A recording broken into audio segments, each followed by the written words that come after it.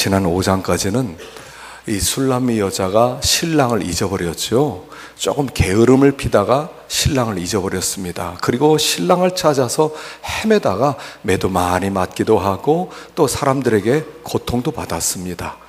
그리고 나서 예루살렘 여자들이 물어봅니다. 너의 사랑하는 자가 우리 사랑하는 자보다 나은 것이 무엇이길래 이렇게 찾아다니냐.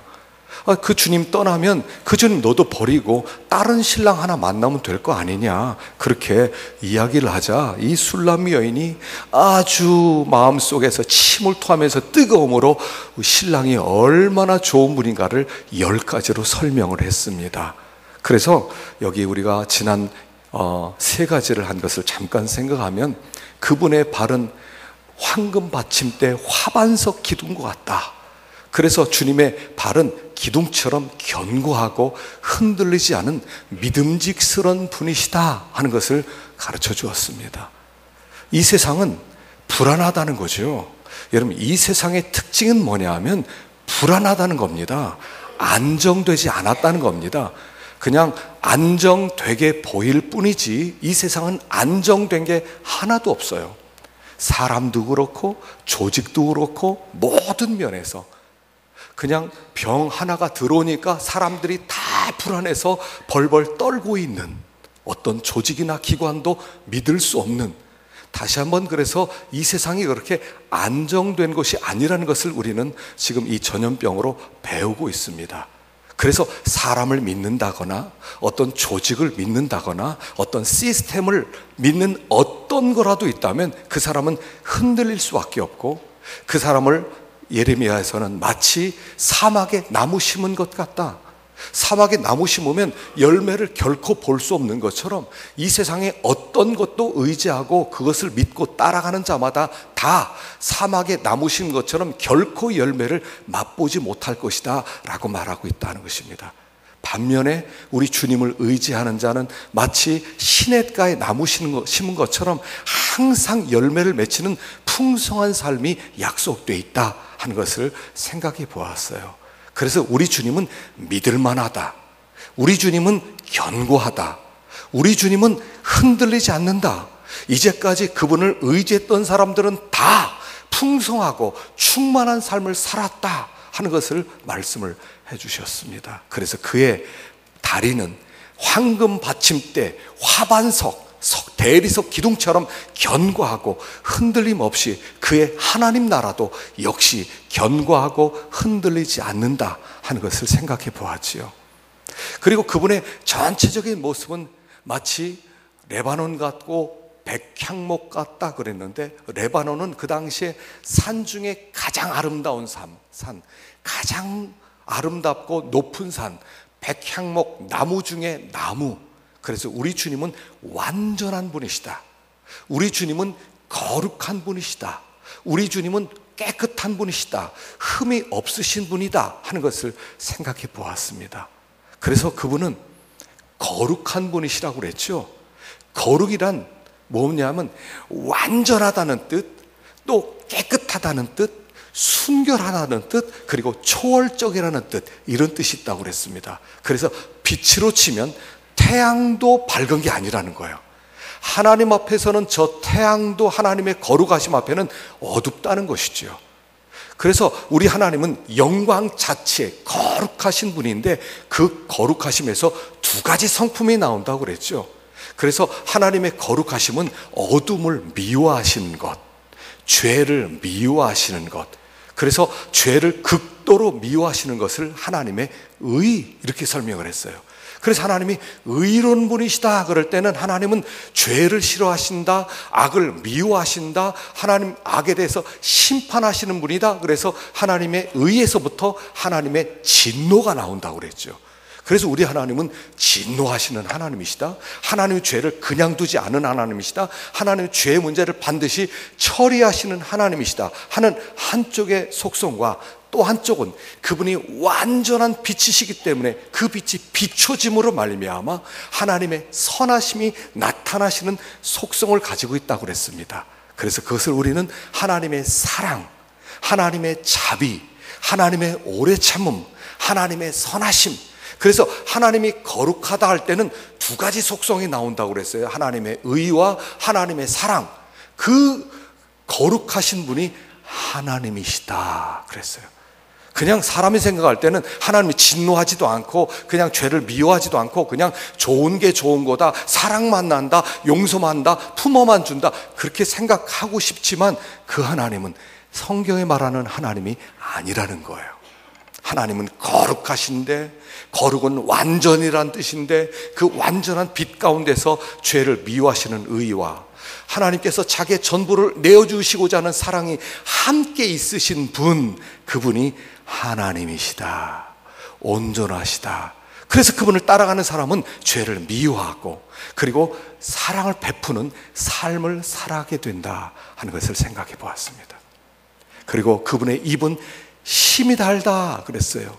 다시 한번 입을 강조하는 이유는 그분의 말씀의 중요성을 우리에게 가르쳐 주는데, 그의 입이 힘이 달다는 것은 그의 말씀이 너무 달고 오묘해서 마치 꿀과 같고 꿀보다 더 달콤한 기쁨을 주시는 분이시다라는 뜻이라고 그랬죠.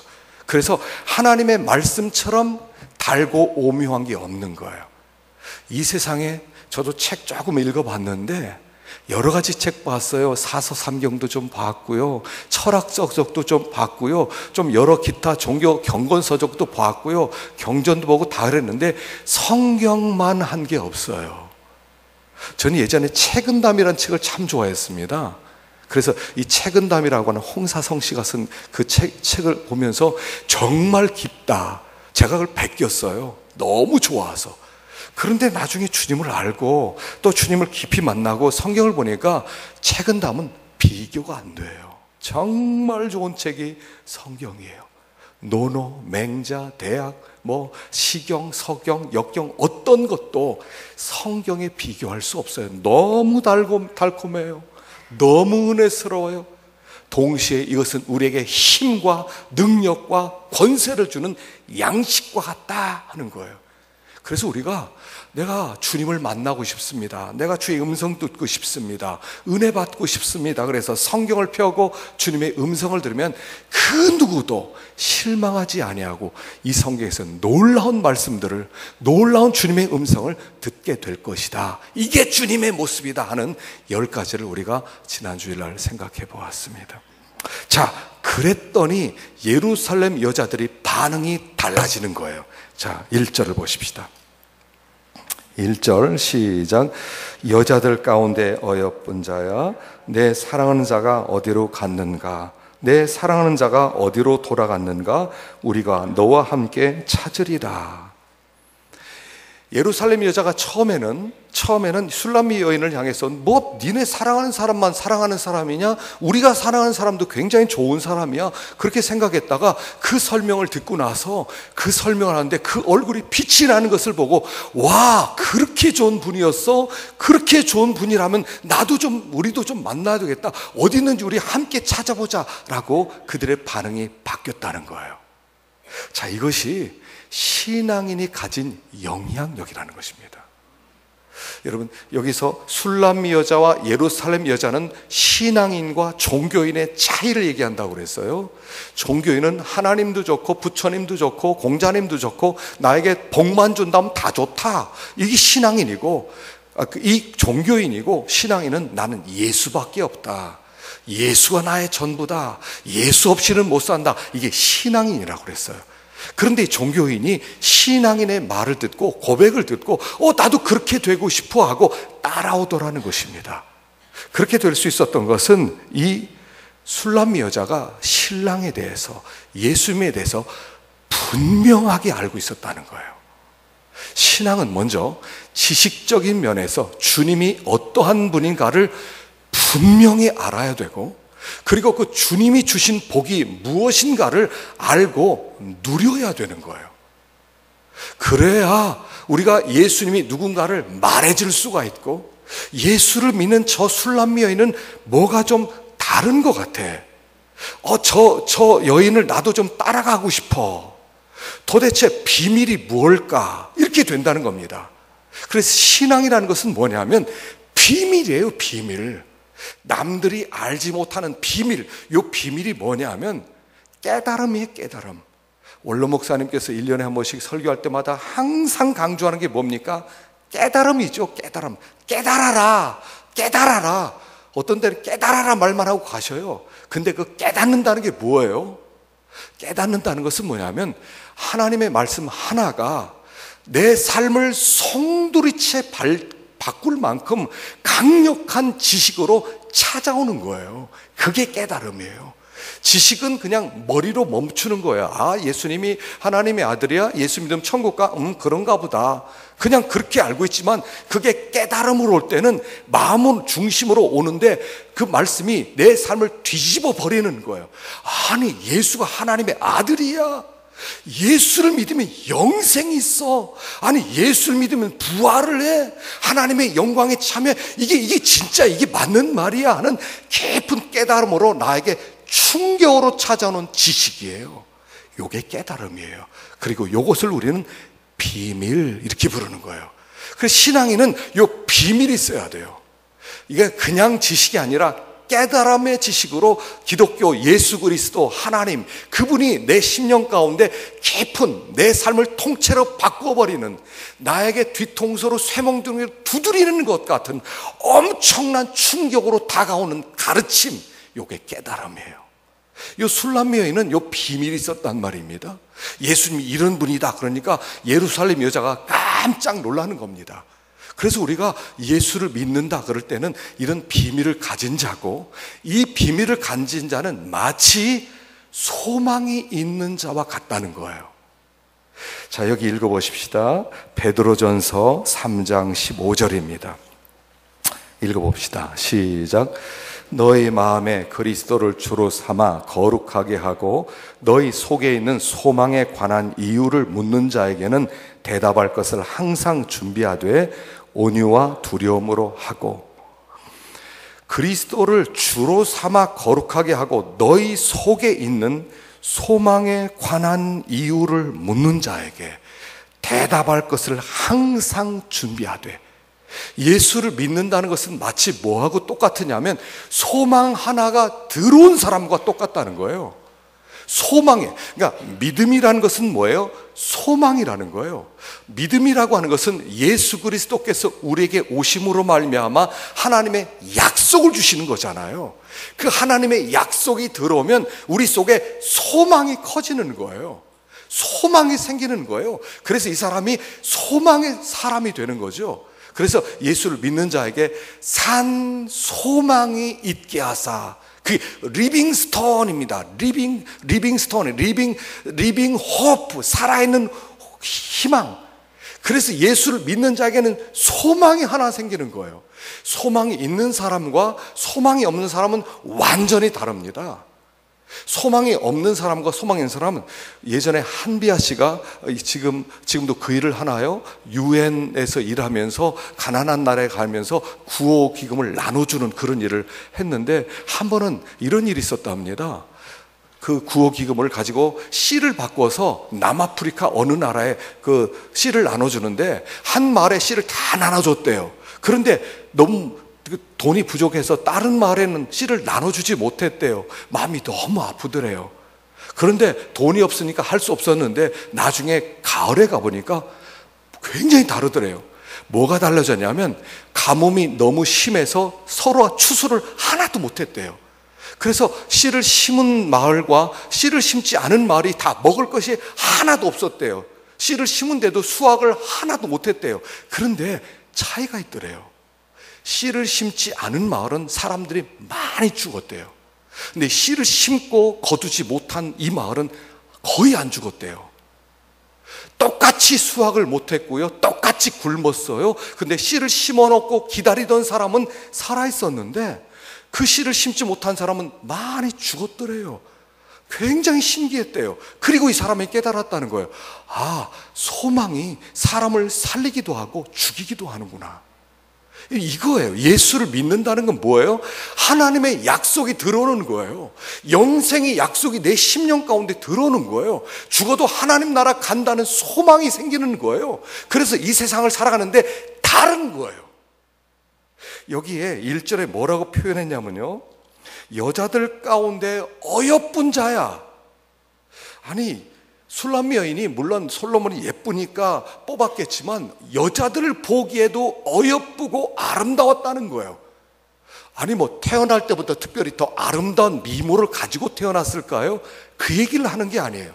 이 술람미 여인은 마음 중심에 솔로몬을 품고 그 약속을 붙들고 살아가는 가운데 얼굴에 빛이 났다는 얘기예요. 지금 여자들 보기에도, 그래서 계속 설명할 때 앞부분에도 어여쁘다고 설명하는 거예요. 마음에 소망이 있는 자와 소망이 없는 자는 얼굴이 다른 거예요.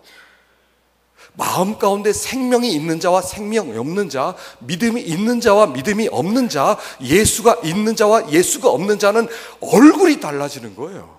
빛이 나는 거예요. 이것은 무슨 화장품으로 설명될 수 있는 문제가 아니라는 거예요. 마음에 소망 있는 사람은 빛이 나는 거예요. 그래서 신자는요, 빛이 나야 돼요.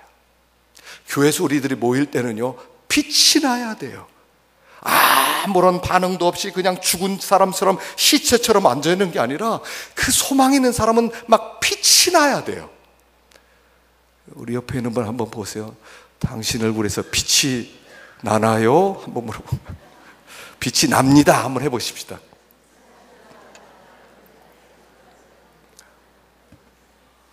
안 나네. 차마 그 말을 못하겠어. 그렇죠? 빛이 안 나는데, 여러분, 예수를 믿으면요, 빛이 나는 거예요. 빛이 나야 돼. 내가 내 안에 주님이 계신가, 내가 주님과 동행하는가, 영생을 누리고 사는가, 얼굴 보면 다 나와요. 여러분, 거울 보고 얼굴을 한번 보세요. 빛이 나는가. 소망이 있으면 빛이 나는 거예요. 예수를 믿는다는 게 여러분 얼마나 큰 복인 줄 아세요? 이거 모르면 전도 못합니다. 이거 모르면 예수 안 믿는 사람보다 비참해집니다. 예수를 믿는 사람이 얼마나 큰 복을 받은 사람인 줄을 알아야 되는 거예요. 여기 신명기 33장 29절, 이거 굉장히 제가 좋아하는 구절인데요, 읽어봅시다. 시작. 이스라엘이여, 너는 행복한 사람이로다. 여호와의 구원을 너같이 얻은 백성이 누구냐? 그는 너를 돕는 방패시요 내 영광의 칼이시로다. 내 대적이 내게 복종하리니 내가 그들의 높은 것을 밟으리로다. 그 밑에요, 현대어 성경으로 제가 기록해 놓았습니다. 읽어봅시다. 시작. 이스라엘 백성아, 너희는 얼마나 행복한 백성이냐? 여호와께서 해방시켜 주신 백성, 이런 백성이 세상 어디에 또 있겠느냐? 여호와는 이스라엘을 보호하는 방패와 같고 원수들을 쳐서 이기는 무서운 칼과 같으시니 이스라엘아, 너희는 언제까지나 여호와만 의지하며 살아라. 그러면 내 원수들이 내 앞에 엎드려 살려달라고 애원할 것이고 너는 그들의 등을 짓밟게 될 것이다. 너는 얼마나 행복한 백성이냐? 하나님께서 해방시켜 주신 백성, 너 같은 백성이 세상에 어디 또 있겠느냐? 여호와 그분 자체가 너의 방패고 너의 칼이 되어서 너를 막아주시고 너를 도와주시는 그분이 너에게 있다는 것이 얼마나 큰 은혜냐라는 얘기예요. 주님이 우리의 칼이 되고 우리의 방패가 되고 우리의 도움이 되는, 하나님이 우리의 든든한 백이 되시는 그 은혜를 입은, 그 복을 받은 예수 믿는 사람들이라는 거예요. 이게 우리의 정체예요. 원수가 건드리지 못하는 자로 만들어주셨다는 거예요. 이 복을 누리고 살라는 것입니다. 내 뒤에는 주님이 항상 계셔서 나를 돌봐주신다, 나를 항상 도와주신다, 나를 붙들어 주신다. 어떤 원수가 오더라도 그 원수가 나를 무찌르기 위해서 찾아온다 하더라도 저 원수가 내 앞에 굴복하는 날이 있게 될 것이다. 왜냐하면 내 뒤에 주님이 계시기 때문이다 라는 거예요. 이게 우리의 정체예요. 이 복을 누리며 사는 것, 신앙이에요. 이게 신앙. 도덕생활은 주님의 힘이 하나도 안 돼요. 내가 주님을 그렇게 의지하지 않으니까 주님도 나를 그렇게 도와주질 않아요. 그러나 신앙은 주님을 그렇게 찾고 의지하니까 그분이 우리의 힘이 되어주시는 거예요. 두려워하지 마세요. 그래서 예수 믿는 사람 두려운 것도 없고요, 염려도 없어요. 기껏 해봤자 죽기밖에 더 하겠어요? 죽으면 천국 가기밖에 더 하겠어요 우리가? 두려워하는 게 없어요. 그래서 이것을 알고 살아갈 때 안 믿는 사람들에게, 종교인들에게 감화 감동을 끼칠 수가 있다 하는 것입니다. 자, 2절을 보십시다. 2절 보십시다. 시작. 내 사랑하는 자가 자기 동산에 내려가 향기로운 꽃밭에 이르러서 동산 가운데 양떼를 먹이며 백합화를 꺾는구나. 지금 신랑을 찾아 헤매고 있죠. 헤맸는데 어디서 만났냐면 그분이 자기 동산에 있더라는 거예요. 다른 데서 열심히 헤맸는데 주님이 어디 계시냐면 동산에서, 향기로운 꽃밭에서 동산 가운데 양떼를 먹이고 백합화를 꺾고 있는 거기에 주님이 계시더라는 거예요. 주님을 만나는 곳은 어디냐? 여기 자기 동산인데, 자기 동산이란 교회를 얘기하는 거예요. 계시록 2장 1절 읽어보십시다. 계시록 2장 1절 시작. 에베소 교회 사자에게 편지하라. 오른손에 있는 7뼈를 붙잡고 7 금촛대 사이를 거니시는 이가 이르시되, 주님이 어디 계시냐면 7 금촛대 사이를 거닐고 계시더라는 거예요. 여기 촛대는 교회라고 그랬죠. 주님은 어디 계시냐면 주님의 관심은 교회에 있어요. 주님은 가장 사랑하는 것이 교회예요. 주님의 마음의 소원은 교회예요. 주님은 교회를 사랑하고 교회가 잘 되길 원하고 교회 눈을 떼지 않고 교회를 바라보고 있는 분이라는 거예요. 그래서 우리 하나님은 교회를 사랑하는 자를 사랑하고 교회를 미워하는 자를 미워하는 거예요. 그래서 우리가 교회를 사랑하는 것이 주님을 사랑하는 거예요. 교회가 핵심이에요. 주님을 어디서 만날 수 있어요? 교회에서 만날 수 있어요. 교회란 예배당 건물이 아니라, 장소가 아니라 우리들이 모인 공동체, 여기에 주님이 계신다는 거예요. 여기서 우리는 주님을 만날 수가 있다는 거예요. 주님은 이곳에 우리와 함께 하시고 우리 사이를 지금 거닐고 있다는 뜻이에요.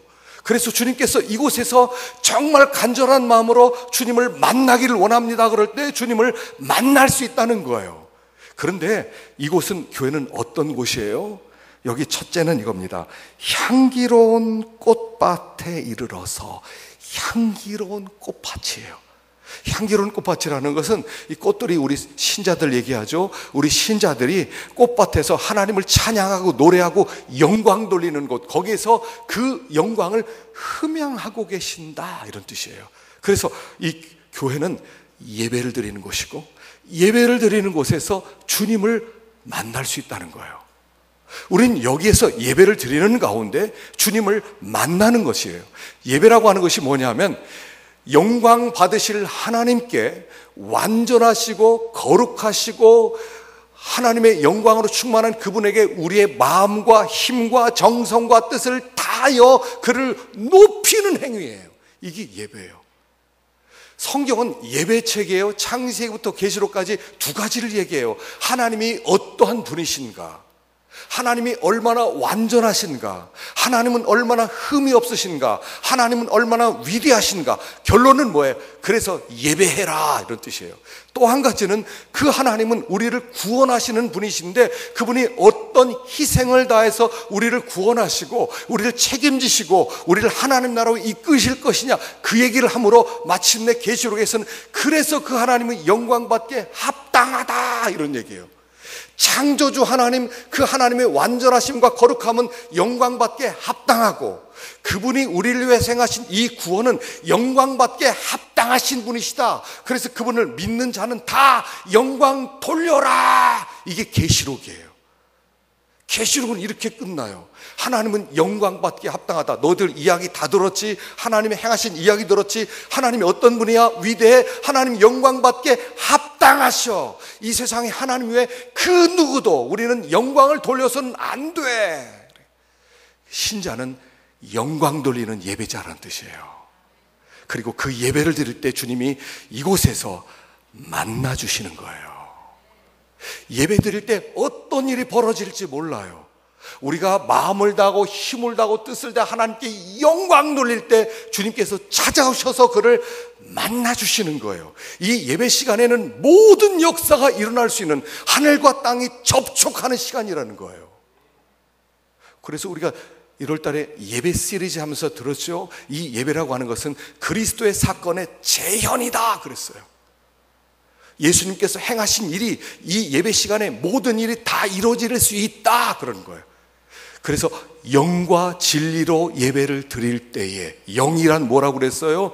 하나님의 성령의 충만함을 받아서 우리의 영이 우리의 마음과 힘과 정성을 다해서 하나님을 높이고, 진리라고 하는 것은 뭐라고 그랬어요? 주인공이 하나님이시란 뜻이라고 그랬죠. 진리는 하나님이 주인공 되어서 하나님을 기쁘시게 드리는데, 마음과 힘과 뜻과 정성을 다하여 하나님을 높일 때에 우리 하나님이 그를 만나주시는데, 그 만날 때 모든 역사가 다 일어나는 거예요. 병든 사람은 병이 낫게 되고, 마음에 고민 있는 사람은 고민이 해결되고, 상처가 있는 사람은 상처가 해결되고, 이 예배 시간에 다 해결된다고 그랬어요. 예배 시간 떠나서 주님 못 만나요. 주님이 여기 계셔요. 어떤 마음으로 나오셨어요? 내가 오늘 온 힘을 다해 예배를 드려야 되겠다. 내가 하나님께 진정으로 영광 돌리고 싶다. 하나님이 그 예배가 나의 삶의 마지막인 것처럼 하나님께 전심으로 예배를 드리고 싶습니다. 이렇게 나오셨어요? 아니면 그냥 습관적으로 할 수 없이 그냥 늘 드리는 예배니까 그렇게 나오셨어요? 주님은 그때 만나는 거예요. 그때 만나요. 우리 하나님은 반드시 만나주셔요. 예배 시간에 여러분 절대로 지각하지 마시고, 예배를 드릴 때는 앞으로도 좀 나오시고 뒤에 앉지 마세요. 왜 예배 시간 뒤에 앉아요? 어차피 예배들이 끝나고 갈 건데. 하나님과 내 사이가 좀 줄어드는 게 좋지 않아요? 하나님과 내 사이가 좀 가까운 게 좀 좋지 않아요? 앞으로 자꾸 나오는 거예요. 이게 좋아야 돼요. 하나님께 나가는 게 좋아야 돼요. 하나님의 행하신 일을 난 정말 높이고 싶어서 견딜 수가 없습니다. 하나님께서 저를 좀 만나 주십시오. 영광 받아 주십시오 할 때 이 예배 시간에 모든 역사가 다 일어나는 거예요. 이게 향기로운 꽃밭이에요. 주님은 거기 계신다 그랬어요. 또 하나는요, 여기 또 하나는 양떼를 먹이고 계신다. 양떼를 먹인다는 것은 그분이 우리를 말씀으로 양육할 때 거기 계신다 이런 뜻이에요. 그래서 우리가 하나님의 말씀을 듣는 거죠. 말씀을 듣고 깨닫고 하나님에 대해서 알게 되고. 마태복음 28장 19절 읽어봅시다. 시작. 그러므로 너희는 가서 모든 족속을 제자로 삼아 아버지와 아들과 성령의 이름으로 세례를 베풀고 내가 너에게 분부한 모든 것을 가르쳐 지키게 하라. 볼지어다 내가 세상 끝날까지 너희와 항상 함께 있으리라 하시니라. 자, 가서 제자를 삼아 세례를 주고 그리고 가르쳐 지키게 하라. 네 가지 같지만 사실은 결론은 하나예요. 가서. 여러분, 교회는 선교가 목적이 아니에요. 가서 세례를 주고 교회를 세우고 제자를 삼아서 내가 너에게 분부한 모든 것을 가르쳐서 지키게 하라. 이게 초점이에요. 그래서 교회는 어떤 곳이에요? 교회라고 하는 것은 학습 공동체예요. 학습 공동체. 여기는 배우는 거예요. 교회는 배우는 거예요. 교회는 그냥 이렇게 구경하고 참여하고 자기의 다른 목적을 가지고 있는 게 아니라 배우려는 거예요. 하나님, 은혜 받고 싶어요. 하나님 앞에 나왔으면 목적은 하나여야 돼요. 은혜 받으러 왔으면 하나여야 돼요. 목적은 예배 드리러 왔으면 목적은 하나예요. 예배를 드리고 은혜 받고 싶어요. 항상 신자는 이게 있어야 돼요. 하나님, 나 은혜 받고 싶어요. 나 은혜 받지 못하기엔 못 살 것 같아요. 저에게 은혜를 좀 베풀어 주세요. 목적은 하나예요. 항상 하나님 앞에 왜 나오시는 거예요? 은혜 받으러 나오는 거예요. 오늘 예배 왜 나오셨어요? 은혜 받으러 나온 거예요. 그냥 할 수 없이 의식에 참여하는 게 아니라 은혜 받으러 온 거예요. 하나님, 은혜 받고 싶어요. 여러분, 성경을 읽으실 때 왜 읽어요? 은혜 받으려고 성경 읽는 거예요. 1년에 한 번 읽으려면 하루에 넉 장씩 읽어야 돼. 넉 장씩 읽자. 그런 게 아니에요. 은혜 받기 위해서 우리는 성경을 보는 거예요. 제가 지난 주간에 성경 읽으면서 아주 은혜 받은 말씀이 있어서 하나 기록해 놨습니다. 요한계시록 18장 2절인데요. 본문하고 조금 벗어졌지만 한번 읽어보십시다. 시작. 힘찬 음성으로 외쳐 이르되 무너졌도다 무너졌도다 큰 성 바벨론이여 귀신의 처소와 각종 더러운 영에 모이는 것과 각종 더럽고 가증한 새들이 모이는 곳이 되었도다. 이거 계시록을 계속 읽고 있는데 18장은 바벨론의 멸망에 대해서 나왔어요. 근데 이걸 읽는데 깜짝 놀랐어요. 매번 읽었던 계시록 정말 많이 읽었는데 또 확 다가오는 거예요. 무너졌도다 무너졌도다 큰 성 바벨론이요. 바벨론 세상이죠. 음녀죠.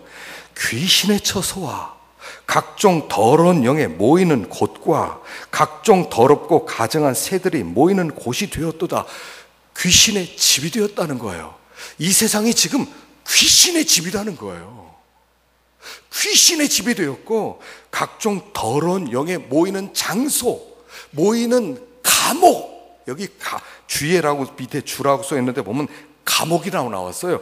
각종 더러운 영이 모이는 감옥과 각종 더럽고 가증한 새들이 모이는 감옥이 됐다. 여러분, 이 세상의 본질이 어떻다고요? 귀신집이라는 거예요. 여기가 이 세상이 귀신집이 되었다는 것입니다. 귀신들이 득실득실되는 귀신의 집이 되어서 이 세상이 이렇게 더럽고 추악해졌다는 거예요. 음란해졌다는 거예요. 부정하다는 거예요. 이 세상이 귀신의 집이니까. 하늘에서 타락한 천사가 쫓겨났습니다. 쫓겨난 곳이 이 땅인데 이 땅이 타락한 천사가 있으니까 거기가 뭐란 얘기예요? 거기가 감옥이란 얘기예요. 지옥은 어떤 곳입니까? 타락한 천사를 가두는 곳이 지옥인데 지금 지옥 가기 전에 이 땅에서 활개치고 다니니까 여기가 지옥이란 얘기예요. 제가 이걸 보니까 얼마나 소름이 끼치든지 그렇게 보고 보던 말씀인데 이 세상이 귀신집이었구나. 이거 아셔요? 우리가 살고 있는 이 세상이 귀신집이라는 걸 알고 있었어요. 각종 악한 영들이 모여서 활기를 치고 다니는 사람들에게 영향을 주는 이런 더러운 곳이라는 것을 아셨어요? 제가 읽고 나니까 더 이상 성경을 읽고 싶지 않더라고요. 그냥 바로 꼬꾸라지게 되더라고요. 하나님, 귀신집에서 살면서 내가 깨어있지 못했습니다. 귀신집에 살면서 내가 이게 기도 못했습니다. 바로 정신 똑바로 차려지더라고요. 하나님이 어디 계셔요? 은혜 받으려고 하는 곳에 계시는 거예요.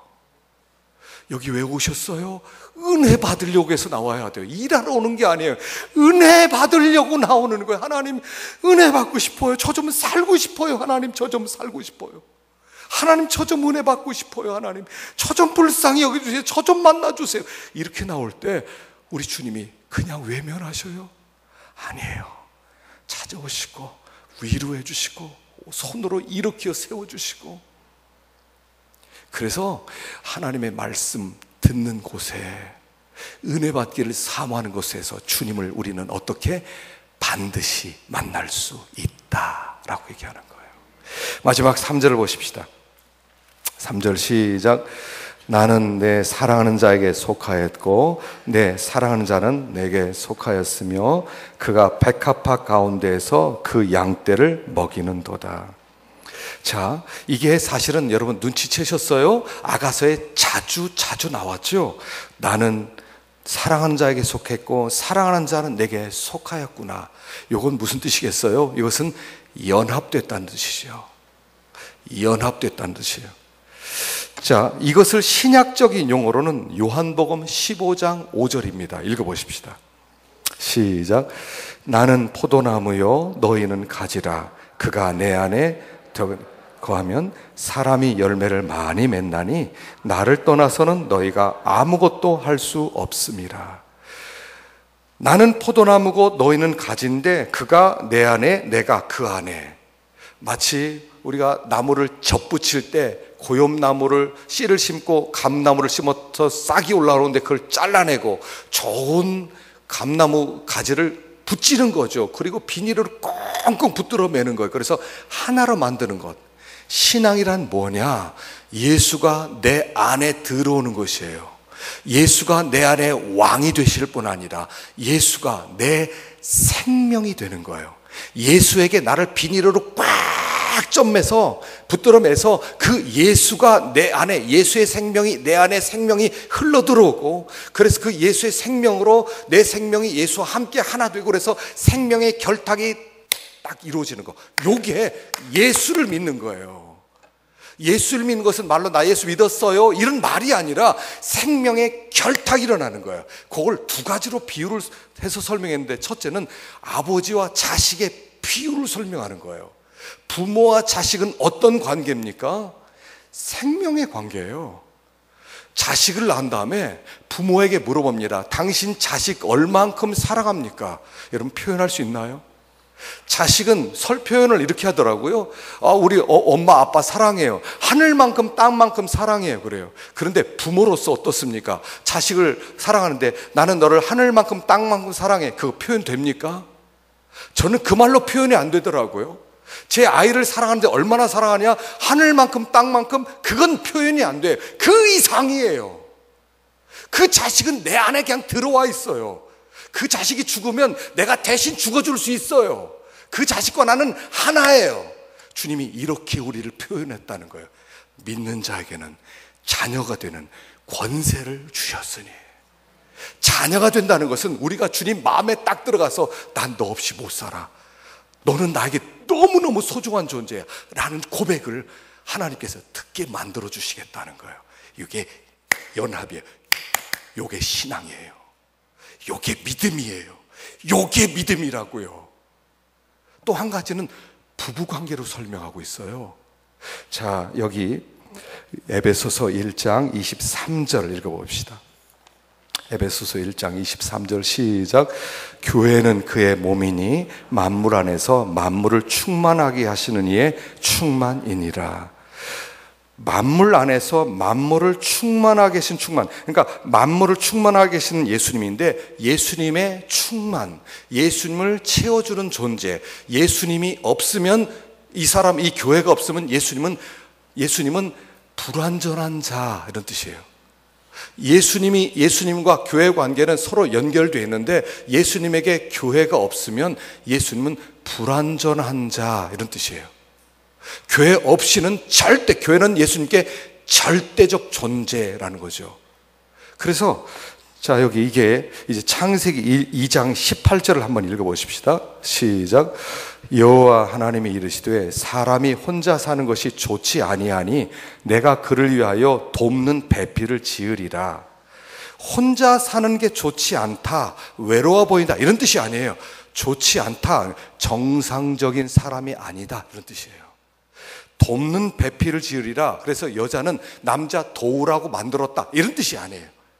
이걸 잘못 오해하면 여자는 남자 도우라고 만들었기 때문에 죽어라고 남자 뒷바라지만 해라 이런 뜻인데, 그런 기능적인 뜻이 아니라 존재론적인 돕는다는 뜻이에요. 그러니까 뭐냐면 여자는 남자에게 여자 없이는 이 남자는 불완전한 남자다 이런 뜻이에요. 이 남자에게 여자가 감으로 비로소 사람이 완전해졌다 이런 뜻입니다. 자, 제가 좀 이런 예화가 좀 그렇지만 팔이 제가 있어요. 팔. 자, 이 팔이 내 몸에 있어서 기능적인 역할을 합니다. 밥을 먹기도 하고요, 손가락을 가르치기도 하고요, 글을 쓰기도 하고요, 또 일도 하고요 합니다. 기능적으로 합니다. 그러면 이 팔이 없어지면 어떻게 됩니까? 불편하죠. 근데 불편하기만 합니까? 불편하기만 해요? 아니에요. 이게 정말 제가 이렇게 표현해서 죄송한데 장애인들 제가 비하하는 얘기는 아닙니다. 팔이 없으면 옛날에 뭐라고 불렀어요? 병신이라고 불렀어요. 이런 존재라는 거예요. 남자가 여자 없이는 병신이다 이런 뜻이란 말이에요. 예수님에게 성도가 없으면, 교회가 없으면 예수는 병신이다 이런 뜻이란 얘기예요.